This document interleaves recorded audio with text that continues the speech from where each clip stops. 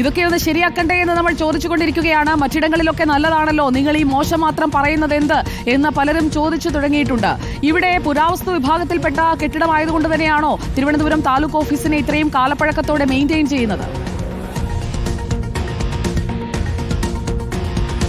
Good morning Suja, good morning. അത് തന്നെയാണ്, പുരാവസ്തു വകുപ്പിൻ്റെ കെട്ടിടമാണ് എന്നുള്ളതാണ്. വളരെ മനോഹരമാണ് കെട്ടിടം കാണാനൊക്കെ. നമ്മുടെ പത്മനാഭ സ്വാമി ക്ഷേത്രത്തിൻ്റെ തൊട്ടടുത്താണ് സുജ ഈ ഓഫീസ്. താലൂക്ക് ഓഫീസ് എന്ന മനോഹരമായ ബോർഡൊക്കെ ഉണ്ട്. പക്ഷേ ഇവിടുന്ന് ജിനിഷ ഒന്നും മുകളോട്ട് പിടിച്ചതാ. ഇവിടെ നോക്കും, ഇത് കണ്ടോ, ഇവിടുന്ന് മുതൽ തുടങ്ങും. ഇതൊരു ഭാഗം ഓട് പൊളിഞ്ഞ മൂലയാണ് എങ്കിൽ ഇവിടുന്ന് അങ്ങോട്ടേക്കാണ് പിന്നെ ഭീകരമായ ദൃശ്യം ഓരോന്നായിട്ട് നമുക്ക് കാണാൻ പറ്റുന്നത്. ഇതിൻ്റെ പ്രധാന ഗേറ്റാണ് സുജ. ഇവിടെ നോക്കൂ, ഇത് കണ്ടല്ലോ അല്ലേ, ഇതേപോലെയാണ് ഓരോ ഭാഗവും ഇടിഞ്ഞു നിൽക്കുന്നത്. ഈ ഭാഗത്ത് ഇടിഞ്ഞതുപോലെ ഇതിൻ്റെ ഓരോ ഭാഗത്തും ഇങ്ങനെ ഇടിഞ്ഞതായിട്ട് കാണാം. ഇവിടെ നോക്കിയല്ലോ അല്ലേ, ഇത് കണ്ടോ, ഏതാണ്ട് ഇതുവരെ എത്തി. ഇനിയിപ്പോൾ കുറച്ചുകൂടിയേ ബാക്കിയുള്ളൂ. കുറച്ചുകൂടി കഴിഞ്ഞാൽ ഇതങ്ങോട്ടേക്ക് നിലംപൊത്തും. ഇതൊരു തുടക്കത്തിലെ കാഴ്ചയാണ്. ഇവിടെ പറയുമ്പോൾ തന്നെ മറ്റു കാര്യം കൂടി പറയാനുണ്ട്. ഈ ഗേറ്റ് കണ്ടല്ലോ സുജ, ഇതിനകത്ത് ഇപ്പോൾ ഒരു വണ്ടി കടന്നു പോകുമ്പോൾ തന്നെ കഷ്ടി മാത്രമേ വരാൻ പറ്റുന്നുള്ളൂ. ഒരു കാറിന് പോലും ഒരു തീപിടുത്തം ഇതിനകത്തുണ്ടായാൽ ഒരു ഫയറിൻ്റെ വാഹനത്തിന് ഇവിടെ നിന്ന് മാത്രമേ ഈ തീ അണക്കാൻ പറ്റൂ എന്നുള്ളതാണ്. ഇവിടുന്ന് അങ്ങോട്ടേക്ക് ഈ വാഹനം കയറില്ല. ഇത് മാത്രമല്ല, നമുക്കിതിൻ്റെ കാഴ്ചയിലേക്കൊക്കെ വരാം. ഇത് പുരാവസ്തു വകുപ്പിൻ്റെ കെട്ടിടമാണ്. അതുകൊണ്ട് തന്നെ നേരത്തെ സുജയ പറഞ്ഞതുപോലെ അറ്റകുറ്റപ്പണികളൊന്നും കാര്യമായി ചെയ്യാൻ പറ്റില്ല എന്നുള്ളതാണ് ഇതിലൊരു പ്രധാനപ്പെട്ട തടസ്സമെങ്കിൽ കൂടിയും അതിനുശേഷം ഉണ്ടായതിലും വലിയ പുരോഗതിയൊന്നുമില്ല എന്നുള്ളതാണ്. ഇതിലിപ്പോൾ ഏതാണ്ട് 125-ലധികം ജീവനക്കാരുണ്ട്. ഇതിലിപ്പോൾ എക്സൈസിൻ്റെ കെട്ടിടമുണ്ട് ഈ താലൂക്ക് ഓഫീസിനൊപ്പം. ഈ ഭാഗത്തേക്ക് നമുക്ക് വന്നാൽ ഇതിൻ്റെ യഥാർത്ഥ ചിത്രം മനസ്സിലാവും. ഇതിൻ്റെ ഈ ഭാഗത്തൊന്ന് നോക്കിയാൽ ഇത് കണ്ടോ സുജ, ഈ വേര് ഇതിൻ്റെ ഉള്ളിലേക്ക് കയറിക്കഴിഞ്ഞു. ഇത് ഏതാണ്ട് പൂർണ്ണമായി ഈ ഭാഗം പൊളിഞ്ഞു. ഇതിങ്ങോട്ടേക്ക് അടർന്നു വരുന്നുണ്ട്. ഇതിൻ്റെ ഉള്ളിൽ ഇരുന്നിട്ടാണ് ജീവനക്കാർ പണിയെടുക്കുന്നത്. ഇപ്പോൾ ഈ ഭാഗത്തേക്ക് വന്നാൽ ഇത് കണ്ടല്ലോ അല്ലേ, ഇതേപോലെയാണ് ഈ കെട്ടിടത്തിൻ്റെ എല്ലാ ഭാഗത്തിൻ്റെ അവസ്ഥ. ഇതാ, ഈ മതിലിലേക്ക് നോക്കിയാൽ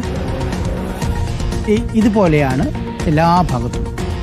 ഏത് സമയത്തും നിലംപൊത്താറായ രീതിയിലാണ് ഈ കെട്ടിടത്തിൻ്റെ എല്ലാ ഭാഗങ്ങളും ഉള്ളത് എന്നതാണ് ഇതിൻ്റെ ഏറ്റവും പ്രധാനപ്പെട്ട കാര്യം. നമുക്ക് ഇങ്ങോട്ടേക്കൊന്ന് വരാം. ഈ ഭാഗത്തേക്ക് വന്നാൽ ഇതും എക്സൈസിൻ്റെ കെട്ടിടത്തിൻ്റെ ഒരു ഭാഗമാണ്. അതിൻ്റെ ഉള്ളിലൊക്കെ ആളുകൾ ജോലി ചെയ്യുന്നത് കാണാം. യൂണിഫോം ഇട്ടും അല്ലാതെയുമുള്ള എക്സൈസ് ഉദ്യോഗസ്ഥരെ കാണാം. പക്ഷേ അവരെല്ലാം ജോലി ചെയ്യുന്നത് വലിയ പേടിയിലാണ് എന്നുള്ളതാണ്. അതിൻ്റെ കാരണം, പേടിയുടെ കാരണം ഇതാ നമുക്കിവിടെ കാണിച്ചു തരാം.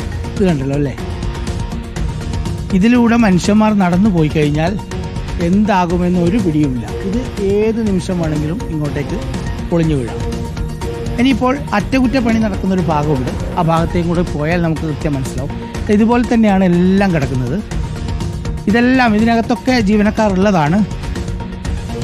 ഇത് കണ്ടല്ലോ, ഇത് ഏതാണ്ട് പുറത്തേക്ക് തള്ളി നിൽക്കുന്നുണ്ട്. എപ്പോൾ വേണമെങ്കിലും പൊളിഞ്ഞു വീഴാം. ഇത് കണ്ടല്ലോ, ഇതേപോലെയാണ് എല്ലാ ഭാഗത്തുമുള്ളത്. ഈ കെട്ടിടത്തിൻ്റെ മറ്റൊരു പ്രത്യേകതയുള്ളത് നോക്കൂ, ഇപ്പോൾ കടന്നു വന്ന ഭാഗത്ത് നന്നായി പൊളിഞ്ഞു നിൽക്കുകയാണ്. അതായത് പ്രസാദിന്റെ വലതുഭാഗത്ത് അകത്തു നിന്നുള്ള, ഇപ്പോൾ അകത്ത് കയറി കഴിഞ്ഞപ്പോൾ തിരിഞ്ഞു നിൽക്കുമ്പോൾ ഇടതുഭാഗത്തുള്ള ആ ദൃശ്യം കൂടി ഒന്ന് കാണിക്കാം. അടിത്തറ ഇളകി അതിലേക്ക് വേര് കയറിയത് നമ്മൾ കണ്ടു. അകത്ത് കഴിയുമ്പോൾ അത് മുകളിലുള്ള ഭാഗം നോക്കൂ, അവിടെ ഇളകി നിൽക്കുകയാണ്. അപ്പുറത്തൊരു കല്ല് താഴേക്ക് പതിക്കുമെന്ന നോട്ടിൽ അകത്തെ ഭാഗത്ത് നിൽക്കുന്നുണ്ട്. കണ്ടോ, ഇതേപോലെയാണ് ഈ കെട്ടിടത്തിൻ്റെ എല്ലാ ഭാഗത്തിലുമുള്ളവർ വളരെ പേടിയോടുകൂടിയാണ് ഇവർ ജോലി ചെയ്യുന്നത്. ഇനി നമുക്കിതിൻ്റെ പിൻഭാഗത്തേക്കൊന്ന് പോകാം. കെട്ടിടത്തിൻ്റെ ഇതിപ്പുറത്തെ ഭാഗമാണ്. ഇത് കണ്ടല്ലോ അല്ലേ, ഇതുപോലെയാണ് എല്ലാ ഭാഗത്തുമുള്ളത്.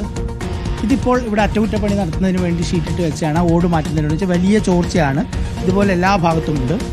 ഈ കെട്ടിടത്തിൻ്റെ പിൻഭാഗത്തേക്ക് വന്നാൽ ഇതിൻ്റെ ചുവരുകൾ ഇതേപോലെയാണ്. ഉറപ്പായിട്ടും ജീവനക്കാർ നടക്കുന്ന വഴിയാണ് സുജ. നമുക്കും കൂടി നടന്നു നോക്കാം. മാത്രമല്ല ഏതാണ്ട് 500-ലധികം വരുന്ന പൊതുജനങ്ങളും ഇങ്ങോട്ടേക്ക് വരുന്നുണ്ട്. ഇപ്പം നമ്മൾ വിചാരിക്കും പുരാവസ്തു വകുപ്പിൻ്റെ കെട്ടിടമായതുകൊണ്ടാണ് ഇതിങ്ങനെ മോശമായി കിടക്കുന്നത്. നമുക്കിതിൻ്റെ കക്കൂസ് ഒന്ന് നോക്കാം. കണ്ടോ, അറ്റകുറ്റപ്പണി ഒന്നും ചെയ്യാതെ ഇങ്ങനെ കിടക്കുകയാണ്. അതും പുരാവസ്തുവായി സൂക്ഷിക്കണമെന്ന നിബന്ധനയൊന്നുമില്ലല്ലോ പ്രസാദ്. ഓഫീസിലെ ശുചി ഇത് കണ്ടല്ലോ, ഇതിൻ്റെ ടൈൽസ് കണ്ടല്ലോ സുജ.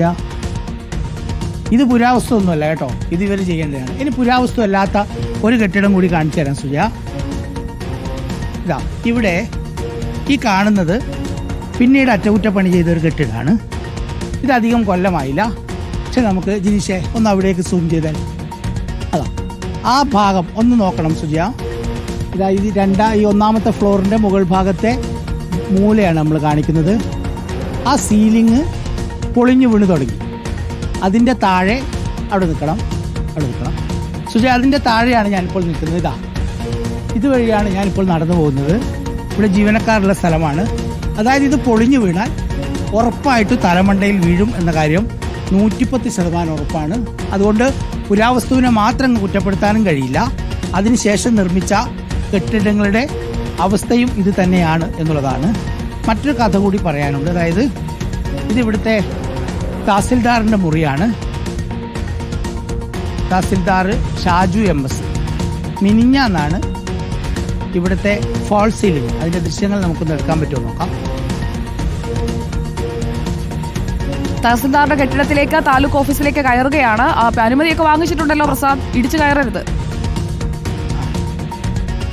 നമ്മൾ അകത്ത് കയറുന്നില്ല സുജയ, നമുക്ക് ഇവിടെ നിൽക്കാം. ഇങ്ങോട്ട് വരും. ഇത് കണ്ടല്ലോ, ഈ ഫാൾ സീലിംഗ് മുഴുവനായി തകർന്നു വീണു. ഈ തഹസിൽദാർ ഇവിടെ ഇല്ലാത്തതുകൊണ്ട് പുള്ളിക്കൊന്നും സംഭവിച്ചില്ല എന്നുള്ളതാണ് ഏറ്റവും ഭാഗ്യമുള്ളൊരു കാര്യം. ഇന്നലെ നിർമ്മിതിയുടെ ആളുകൾ വന്ന് അളവൊക്കെ എടുത്ത് പോയിട്ടുണ്ടെന്നാണ് പറഞ്ഞത്. ഇതെപ്പോഴാണ് ഇടിഞ്ഞു വീണത്? എല്ലാം ഇടിഞ്ഞു വീഴുമോ എന്ന് നമ്മൾ ചോദിക്കുമ്പോൾ ഇടിഞ്ഞു വീണതിന്റെ അവശിഷ്ടങ്ങളാണ് നമ്മൾ കാണുന്നത്. ഇത് തഹസിൽദാറുടെ മുറിയാണ്, തിരുവനന്തപുരം താലൂക്ക് ഓഫീസിലെ തഹസിൽദാറുടെ മുറിയാണ്. മിനിഞ്ഞാന്നാണ്. അതെ തഹസിൽദാറിനും. നമ്മളിവിടെ മരപ്പെട്ടിയുടെ കാര്യം പറഞ്ഞല്ലോ സുജാത. ഇതൊന്ന് നോക്കൂ, മുകളിലെല്ലാം ഇങ്ങനെ മരം ചെയ്തിട്ടുണ്ട്. പക്ഷെ ആ മരം എല്ലാം മോശമായി കിടക്കുന്നതുകൊണ്ട് തന്നെ ഇതാണ് ഈ മരപ്പെട്ടികളുടെ പ്രധാന താവളം. ഭൂരിഭാഗം ഭാഗത്തും ഇതിങ്ങനെ പറഞ്ഞു. ഇത് തഹസിൽദാരുടെ മുറിയാണ്. തഹസിൽദാരുടെ മുറി ഇതാണെങ്കിൽ മറ്റ് ജീവനക്കാരുടെ മുറി പ്രേക്ഷകർക്ക് ഊഹിക്കാം. ഇതിനുള്ളിലാണ് മരപ്പെട്ടി ഇഷ്ടംപോലെ കഴിയുന്നത്. ഇതിൻ്റെ തൊട്ട് താഴെയുള്ള ഈ സീലിംഗ് ആണ്.